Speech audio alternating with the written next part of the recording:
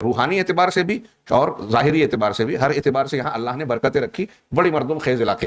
تو علامہ ابن تیمیہ گویا وہاں کے علمی ماحول میں خوب انہوں نے اہل علم سے بھرپور استفادہ کیا اور ان لوگوں کے درمیان رہ کر اپنے علم کو خوب جلا بخشا. کوئی اس وقت کا کوئی فن ایسا نہیں تھا جو علمی اعتبار سے دنیا میں پڑھایا جاتا ہو اور علامہ ابن تیمیہ نے اس میں مہارت، وسعت، گہرائی حاصل نہ کی ہو. آپ اس میں سر فہرست تو قرآن اور تفسیر ہے. تفسیر قرآن، پھر اصول تفسیر، حدیث، اصول حدیث، فقہ، اصول فقہ، منطق، فلسفہ، حیات. اس زمانے کے جتنے علوم تھے آپ نے مختلف کتابوں اور علوم سے خوب استفادہ کیا.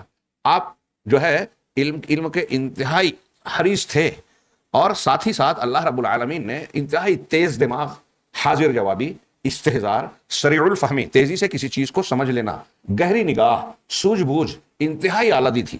چنانچہ آپ ان کی کسی بھی فن پر کتاب پڑھیے، اگر آپ ان کی فقہی کتاب پڑھیں، مجموع الفتاوی ان کی آج 37-38 جلدوں میں چھپا ہوا ہے، ان کے فتووں کا مجموعہ. جو دوسری کتابیں ہیں وہ الگ. تو اس میں الگ الگ فن کے اعتبار سے حصے مقرر کر کے لوگوں نے ترتیب دیے ہیں، تالیف کرنے والے مؤلفین نے ترتیب دیے ہیں. تو آپ اس میں آپ کوئی بھی فن پڑھیے تو آپ کو ایسا لگے کہ علامہ ابن تیمیہ رحمہ اللہ خاص اسی فن کے آدمی ہیں. آپ جب تفسیر اور اصول تفسیر یا تفسیر کی گہرائیوں باریکیوں کو پڑھیں گے لگے گا مفسر اور خاص اس فن سے متعلق ہے. دوسرے فن پہ پڑھیں گے، حدیث میں، فقہ میں اور فقہی جو ہیلے بازیاں اور دوسرے ان کی تردید میں، مختلف قسم کی بدعات اور اس سے متعلق، تو آپ کو لگے گا کہ یہ اسی کے ماہر ہیں. تو گویا تمام علوم میں آپ نے گہرائی، بصیرت، وسیع مطالعہ اختیار کیا. تحقیقی مزاج کا انداز آپ اس سے لگا سکتے ہیں کہ ان کے بارے میں کہیں میں نے پڑھا یا سنا تھا طالب علمی کے زمانے میں کہ ایک مرتبہ ایک آیت کے معنی اور مفہوم کے سلسلے میں انہیں کچھ اشتباہ ہو گیا کہ سلف کی تفسیر اس سلسلے میں کیا ہے.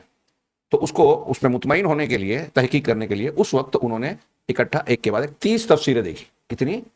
30. آج کی طرح نیٹ کا زمانہ نہیں تھا، لائبریریاں اور کتابیں اتنی آسانی سے جو ہم کو ملتی ہیں ویسے نہیں ملتی تھی. اب اندازہ لگائیے کہ اس وقت انہوں نے ایک آیت کو جاننے کے لیے 30 تفاسیر. آج ہمارے یہاں لوگ 3 دیکھ لے تو سمجھیں گے کہ ہم علامہ ہو گئے، میں نے اتنی کتابیں دیکھ لی.